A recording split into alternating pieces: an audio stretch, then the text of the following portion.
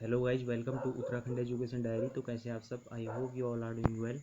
तो आज की क्लास में हम ज्योग्राफी ऑफ इंडिया के अंतर्गत 25 महत्वपूर्ण प्रश्नों को यहाँ पर शामिल किया हुआ है। तो ये सभी प्रश्न काफ़ी ज़्यादा महत्वपूर्ण हैं, जो इनमें से अधिकांश प्रश्न प्रीवियस एग्जाम्स में आए हुए हैं और इनके रिपीट होने के चांसेस भी काफ़ी ज़्यादा रहते हैं। तो यहाँ पर 25 इंपॉर्टेंट क्वेश्चन को हम शामिल किया हुआ है। इसमें आपका कितना स्कोर रहा कमेंट में लिखकर हमें ज़रूर बताइएगा। तो इसी तरह से ज्योग्राफी नेट के लिए यहाँ पर जो MCQ की क्लास रेगुलर अपलोड की जाएगी, और उसके साथ यहाँ पर जियोमॉर्फोलॉजी के अंतर्गत भी क्लासें अपलोड की जा रही हैं, तो उन्हें भी आप जरूर देखिएगा। नेक्स्ट जो जियोमॉर्फोलॉजी की क्लास है वह जल्द ही अपलोड की जाएगी, और अभी तक यहाँ पर 2 क्लासें इसकी दी जा चुकी हैं। तो बिना देरी किए आज की क्लास को शुरू करते हैं। तो पहला प्रश्न है, निम्नलिखित कथनों में से कौन भारत के बारे में सही है? सही उत्तर के चयन हेतु अधोलिखित कूट का उपयोग कीजिए। तो देखिए यहाँ पर कुछ कथन दिए गए हैं।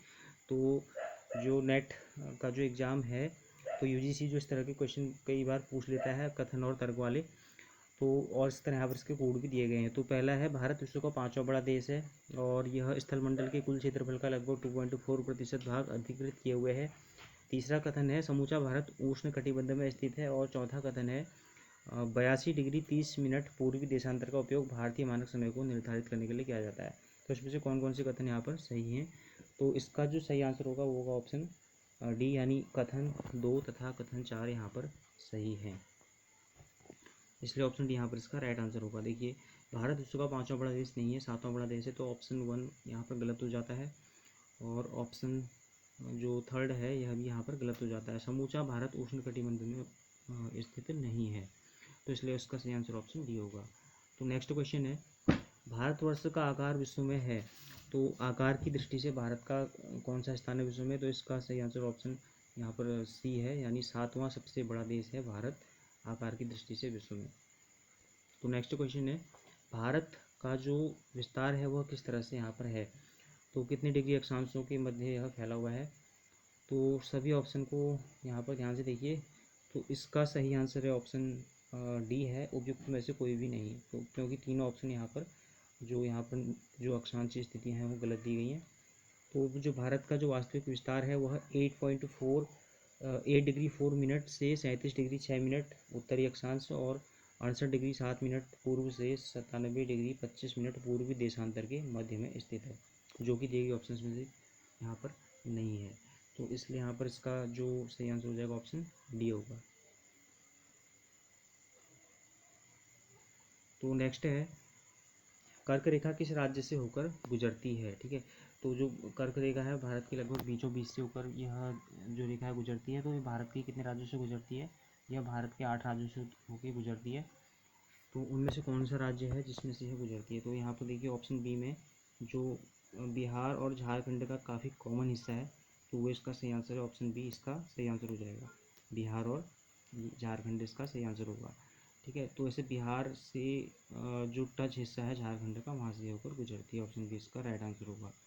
नेक्स्ट है, भारत तथा पाकिस्तान के मध्य जो सीमा रेखा है वह किस तरह की सीमा रेखा का एक उदाहरण है?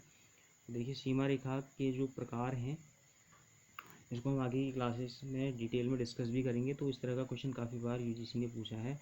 तो हाल ही में 2019 के एग्जाम में भी यह क्वेश्चन आया हुआ था, भारत तथा बांग्लादेश के बीच की सीमा का वहाँ पर प्रकार पूछा गया था। तो यहाँ पर भारत और पाकिस्तान के बारे में है, तो यह किस प्रकार की सीमा रेखा का एक उदाहरण है? तो इसका जो राइट आंसर ऑप्शन है ऑप्शन बी है। तो यह एक पूर्ववर्ती सीमा का ही एक उदाहरण है। कौन सी सीमा? पूर्ववर्ती। ऑप्शन बी यहाँ पर राइट हो जाएगा। तो इस क्वेश्चन का जो राइट आंसर ऑप्शन बी नहीं होगा, इसका राइट आंसर ऑप्शन डी होगा। तो यहाँ पर जो ऑप्शन गलत चूज हो गया था। तो यह परवर्ती सीमा का एग्जाम्पल है। भारत और पाकिस्तान के मध्य कैसी रेखा है, सीमा रेखा किस तरह की है? परवर्ती सीमा रेखा का यह एक एग्जाम्पल है। तो ऑप्शन डी यहाँ पर राइट होगा। तो नेक्स्ट क्वेश्चन है, यहाँ पर कुछ जो दिए गए हैं सूची 1 और सूची 2 में दिए गए हैं, भारत के कुछ स्थलाकृतियाँ दिए गए हैं और जो पर्वत श्रेणी इस तरह से दिए गए हैं। तो इनके निर्माण का जो काल है वह यहाँ पर हमको सही से इसमें मिलान करना है। तो दक्कन ट्रैप है, पश्चिम घाट है, अरावली है, नर्मदा, ताप्ती, जलोढ़, निक्षेप है। तो इसमें इसको सही मैच करना है। तो सभी ऑप्शन को आप देखिए, इसके जो कूट हैं इनको देखिए।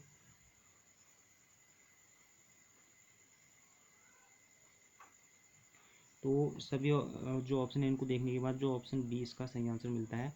तो सबसे पहले है इसमें दक्कन ट्रैप, देखिए काफ़ी सबसे पुराना है, कैम्ब्रियन काल का है, तो इसका मैच हो जाएगा फोर्थ पे। उसके बाद जो पश्चिम घाट है वह उत्तर नूतन का है, तो ऑप्शन वन यहाँ पर इसका सही होगा। अरावली जो है यह प्री कैम्ब्रियन का है, तो ये भी काफ़ी पुराना है, प्री कैम्ब्रियन, ऑप्शन टू यहाँ पर सही होगा इसका। नर्मदा ताप्ती जो जलोढ़ का निक्षेप है यह है अत्यंत नूतन, यानी कि सबसे नया है, तो इसलिए यहाँ पर ऑप्शन जो बी होगा सेटिस्फाई करता है, तो ऑप्शन बी इसका राइट आंसर होगा। अगला प्रश्न है, यहाँ पर कुछ कथन और कारण दिए गए हैं। तो यहाँ पर हिमालय से निकलने वाली नदियाँ सतत वाहिनी हैं, और इसका कारण है कि हिमालयन जो नदियों का उद्गम स्रोत है हिमालयों में स्थित है। तो इसके चारों ऑप्शन में से कौन सा इसका सही तरह से आंसर होगा? तो इसका सही आंसर हो जाएगा ऑप्शन बी, यानी कि ऑप्शन ए और आर दोनों की जो कथन है सही है, जो कथन और कारण दोनों सही हैं, और जो आर है ए की यहाँ पर पुष्टि करता है, ठीक है, तो इसका सही कारण है, तो इसलिए ऑप्शन बी इसका यहाँ पर राइट आंसर होगा। नेक्स्ट क्वेश्चन है, यहाँ पर कुछ उच्चावच आकृतियाँ दी गई हैं, तो ये भारत के पर्वत श्रेणियाँ दी गई हैं, प्रमुख पर्वत श्रेणियाँ, तो इनका यहाँ पर देखिए जास्कर पर्वत है, धौलाधार पर्वत श्रृंखला है, लद्दाख पर्वत श्रृंखला, कराकोरम पर्वत श्रृंखला है। तो इनका उत्तर से दक्षिण की ओर बढ़ता हुआ क्रम यहाँ पर बताना है, उत्तर से दक्षिण से उत्तर की ओर बढ़ता हुआ क्रम बताना है, दक्षिण से उत्तर। तो इसका राइट आंसर क्या होगा? तो इसका राइट आंसर हो जाएगा ऑप्शन यहाँ पर जो होगा ए होगा, यानी कि 2 1 3 4।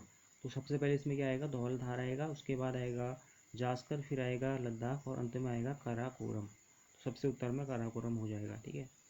तो इसका एक छोटा सा आप फॉर्मूला भी याद रख सकते हैं, तो वो इस तरह से होता है काल जापी, तो इसको आप याद रखिए काल जापी।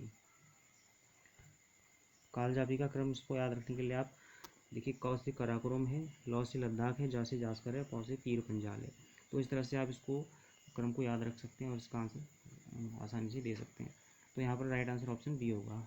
नेक्स्ट क्वेश्चन है, भारत की प्राचीनतम पर्वत श्रेणी कौन सी है? काफ़ी महत्वपूर्ण प्रश्न है। तो भारत की प्राचीन पर्वत श्रेणी अरावली पर्वत श्रेणी है, जिसका अधिकांश हिस्सा राजस्थान राज्य में पड़ता है। तो इसका राइट आंसर ऑप्शन हो जाएगा ए अरावली।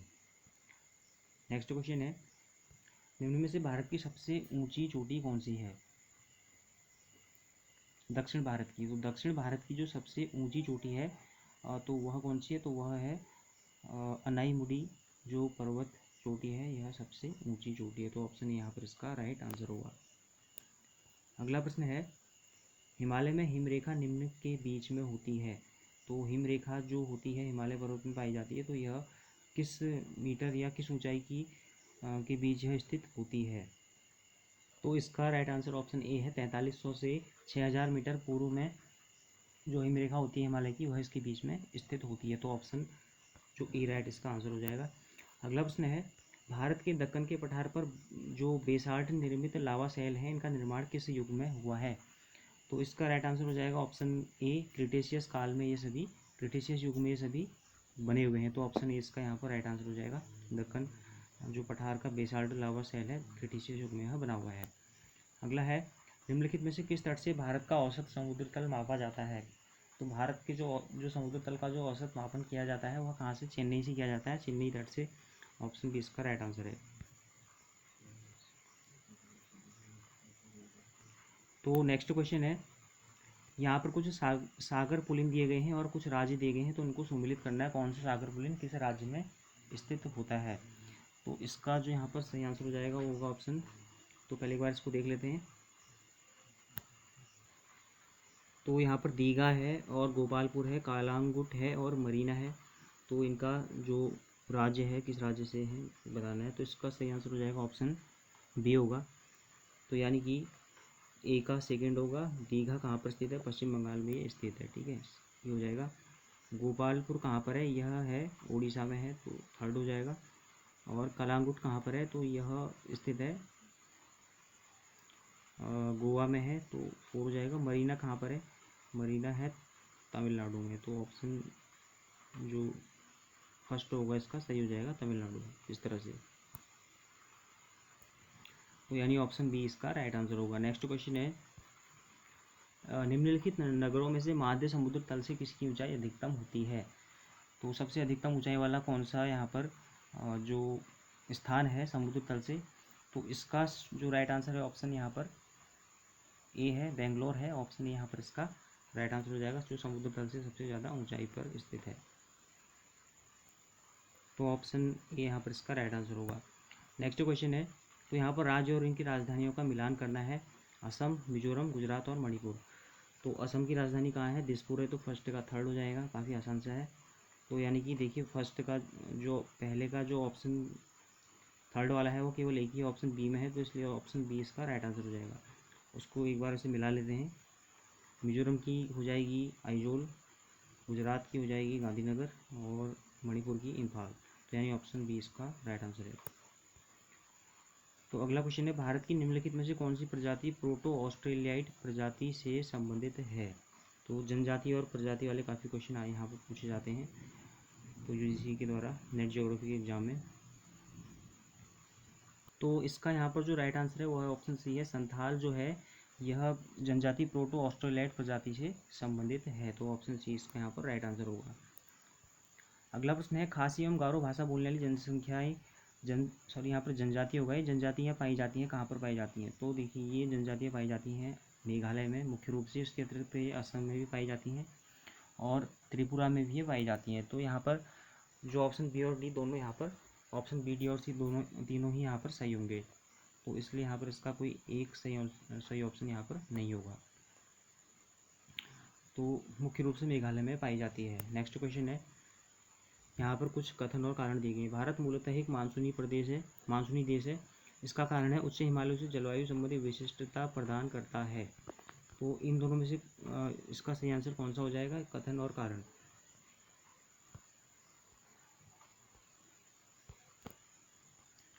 तो यहाँ पर इसका सही आंसर हो जाएगा ऑप्शन जो ए है, यानी कथन और कारण दोनों सही हैं और जो कारण है वह जो कथन का जो सही स्पष्टीकरण यहाँ पर उपलब्ध करवाता है। तो ऑप्शन ए इसका राइट आंसर होगा। अब यहाँ पर जो भारत मूलतः एक मानसूनी देश है, मानसूनी जलवायु वाला देश इसको कहा जाता है। यहाँ की जलवायु में मानसूनी जलवायु की लगभग सभी विशेषताएं पाई जाती हैं और जो हिमालय पर्वत है भारतीय जलवायु को इस मायने में विशिष्टता प्रदान करता है क्योंकि यह मानसूनी हवाओं के लिए भौतिक अवरोध उत्पन्न करता है। अब देखिए जो मानसूनी हवाएं हैं जब जो पूर्व से मुड़कर आती हैं पश्चिम बंगाल और बंगाल की खाड़ी से होते हुए, तो वे पूर्व में नहीं मुड़ती हैं, इसके बदले वे हिमालय के सहारे उत्तर पश्चिम की ओर गति करने लगती हैं। तो इसलिए हिमालय यहाँ पर महत्वपूर्ण भूमिका निभाता है। इसके अतिरिक्त जो ऊपर साइबेरिया से आने वाली जो शीत हवाएं हैं इनसे भी भारत की रक्षा करता है हिमालय पर्वत। तो इसलिए यहाँ पर एक यह जलवायु कटिबंध का कार्य करता है और उसको जलवायु संबंधी विशिष्टता प्रदान करता है। तो ऑप्शन ए यहाँ पर इसका राइट आंसर होगा। अगला प्रश्न है, भारत के किस भाग में सर्वाधिक दैनिक तापांतर पाया जाता है? दैनिक तापांतर का मतलब है दिन और रात के तापमान में सबसे ज़्यादा अंतर। तो इसका सही आंसर है ऑप्शन डी है, राजस्थान के मरुस्थलीय क्षेत्र में। तो यहाँ पर दिन के वक्त काफ़ी ज़्यादा गर्मी होती है और रात के वक्त यहाँ अपेक्षाकृत कम गर्मी पाई जाती है। तो ऑप्शन डी यहाँ पर राइट आंसर होगा, राजस्थान के मरुस्थलीय क्षेत्रों में। अगला है, भारतीय कृषि पर वैश्वीकरण के प्रभाव के संदर्भ में निम्नलिखित में से कौन सी व्याख्या असत्य है? तो वैश्वीकरण का जो प्रभाव है इसमें से कौन सा कारक यहाँ पर इस पर निर्भर नहीं है? तो इसका राइट आंसर ऑप्शन ए है, जलवायु परिवर्तन जो है इसका वैश्वीकरण पर प्रभाव नहीं पड़ता है। तो ऑप्शन यहाँ पर इसका राइट आंसर है। अगला प्रश्न है, तो यहाँ पर कुछ केंद्र हैं और उनसे संबंधित उद्योग हैं, यानी कि कौन सा उद्योग किस केंद्र में यहाँ पर अवस्थित है, तो इसका मैच करना है। तो इसको जो काकीनाडा है, विरुधनगर है, चन्नापटना और भदोही हैं। तो ये जो केंद्र हैं ये उद्योग जो दिए गए हैं, कालीन उद्योग, जूट उद्योग, सूती वस्त्र और रेशम का उद्योग। तो इनको सही से मैच करना है। तो इसके सभी ऑप्शन देखिए आप। तो इसका यहाँ पर जो राइट आंसर हो जाएगा वो जाएगा ऑप्शन यहाँ पर बी सही होगा, यानी कि देखिए फर्स्ट का हो जाएगा यहाँ पर जूट, यानी काकीनाडा किसके लिए फेमस है? जूट के लिए फेमस है, जूट उद्योग के लिए। तो इसको हम मैच करते हैं जूट से। उसके पश्चात विरुधनगर का हो जाएगा बी का थर्ड, यानी कि सूती वस्त्र के लिए, ये सॉरी सूती वस्त्र में होगा विरुधनगर, ठीक है। ये इससे ऊपर वाला जूट है। इसके पश्चात जो सी है इसका हो जाएगा यहाँ पर फोर, यानी कि चन्नापटना रेशम के लिए फेमस है और भदोही किसके लिए हो जाएगा? ये हो जाएगा कालीन उद्योग के लिए फेमस है। तो यहाँ पर वन इसका मैच हो जाएगा। तो यानी कि ऑप्शन बी यहाँ पर इसका राइट आंसर होगा। तो अगला प्रश्न है, प्रधानमंत्री भारत जोड़ो परियोजना का संबंध किससे है? तो इस योजना का संबंध है राजमार्गों के विकास से। तो ऑप्शन डी इसका राइट आंसर हो जाएगा, राजमार्गों के विकास से प्रधानमंत्री भारत जोड़ो परियोजना का संबंध है। तो अगला प्रश्न है और जो अंतिम प्रश्न है, द हिमालय माउंटेनियरिंग इंस्टीट्यूट निम्न स्थानों में से कहाँ पर स्थित है? तो द हिमालयन माउंटेनियरिंग इंस्टीट्यूट स्थित है दार्जिलिंग, वेस्ट बंगाल में। ऑप्शन सी इसका राइट आंसर है। तो अंतिम प्रश्न है, यहाँ पर कुछ एल्यूमिनियम कंपनियाँ दी गई हैं और उनकी अवस्थिति यहाँ पर बतानी है किस स्थान पर वे स्थित हैं। तो इसका राइट आंसर ऑप्शन बी है। तो बालको कहाँ स्थित है? ये हो जाएगा कोरबा में स्थित है बालको। और उसके पश्चात है हिंडाल्को कहाँ पर स्थित है? यह रेणुकूट में स्थित है।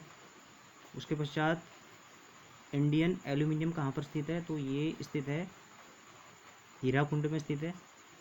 और नेशनल एल्यूमिनियम कहाँ पर स्थित है? तो ये है कोरापुट में स्थित है। तो इस तरह से ऑप्शन बी इसका सही मैच हो रहा है। तो ऑप्शन बी यहाँ पर राइट आंसर हो जाएगा। तो ये थे कुछ महत्वपूर्ण प्रश्न ज्योग्राफी ऑफ इंडिया से संबंधित। तो आपका स्कोर कितना रहा हमें जरूर बताइए कमेंट में लिखकर। तो मिलते हैं नेक्स्ट क्लास में। Thanks for watching.